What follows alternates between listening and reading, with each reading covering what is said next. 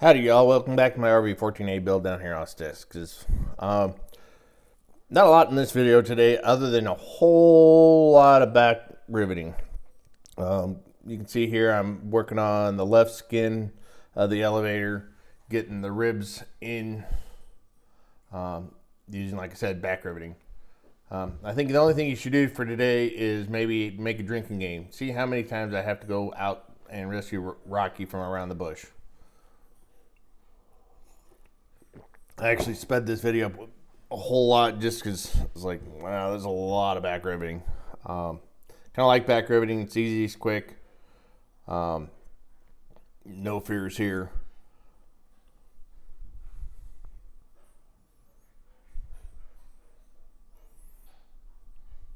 See, rescue Rocky again.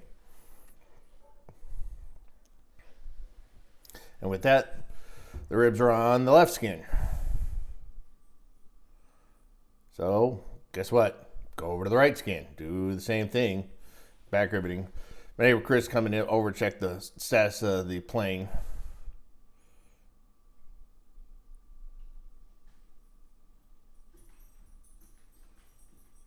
He's very curious about that I'm actually doing this in my garage. So there I put the shim in underneath the ribs so that everything, so I didn't deform the ribs. So once I get everything set up, I'm actually, I guess here I'm putting in the rear spar. Note that, like I said, I think eventually I set out the bucking bar I used to do this. I can get a good handhold on it. It's a little bit longer, has a foot. It is steel. I like the tungsten bucking bars better. But boy, if you got a tungsten bucking bar this big, it would be super expensive.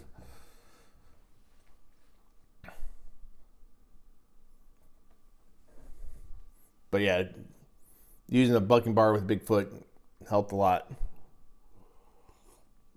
You can see I just kind of look underneath, make sure that the bucking bar is on the rivet properly, and then pound away. There you can see the bucking bar I was talking about that I used to get the spar in there sitting on the edge of the table. I also used, you can see the flush rivet set with a pivot head that I kind of trimmed back so that I could easily compress it. Having the pivot head helped me stop denting skins. Did that a little bit earlier on my vertical stabilizer. I had to replace the skin. That's when I went out and bought that pivoting head flush set and trimmed the rubber down so it was easier to compress. Highly recommend. If you're having problems flush riveting, like if you've dented a skin, go get one of those pivot heads, trim out the inside so that the rubber's easier to compress. Don't completely get rid of it, but you kind of trim around the inside of the rubber to make it a little bit softer, a little bit more malleable. Otherwise, it's too hard and you really have to push down to compress the rubber that's sticking out past the flush set. So here I'm finally doing the back, I guess I did the back rivet of the ribs. And now I'm to the other skin of the left side, getting the ribs on. So the thing that I do after this is, probably in the next set of videos, where I'll be going through and riveting the ribs together in preparation for insertion of the front spar.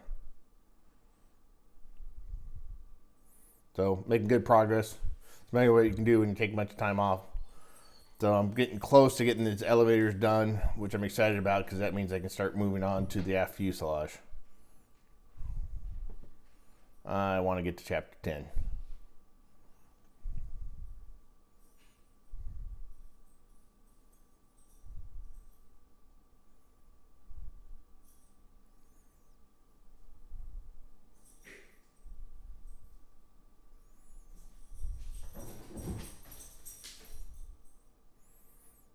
And just like that, you can see I'm getting the reinforcement plate for the trim servo in. Rescue the dog again, take another shot. Put in the pop rivet.